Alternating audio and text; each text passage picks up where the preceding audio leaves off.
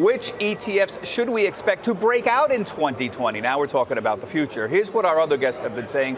Looks like they're expecting a return to quality, continued strength in the emerging markets, and a bit of a contrarian call for oil services to bounce back. That's OIH there. Love that one.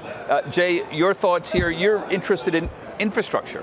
Well, let's go back to 2019. This was a year with very little earnings, and so what moved the markets was sentiment and policy, mostly the trade war. Heading into 2020, I think that's going to continue. There's very little earnings, and so people are going to be trading on sentiment and policy.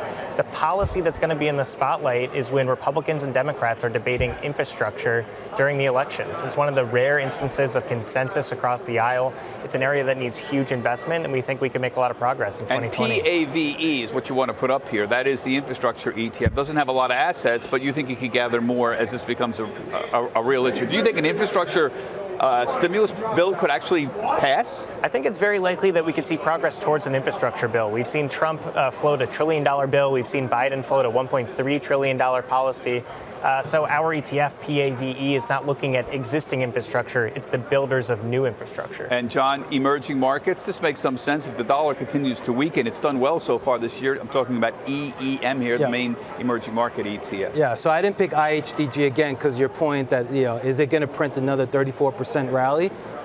Probably not. But EEM, if you look on a one-year basis, it's up about 6 or 7. EFA is about 12. S&P is up 16. So I think emerging markets have a big catch-up trade. It's cheaper than EFA, cheaper than the U.S. So you've got some of these catalysts are out of the way. You've got a resolution with U.S. and China trade war. Fed's on hold. So I like EM a lot. And you're sticking with China still. You're going with the all-China KraneShares. That's KALL is the symbol there. Yeah, I mean, much as like John just articulated, I like EM, but the problem with broad-based EM is it's all old sectors, all old economy. It's 50% value. That's why I think broad-based EM has lagged the S&P 500 for the last decade. We're in a growth market, and the broad-based EM is a value play, so break out the growth part. So that's our view for next year.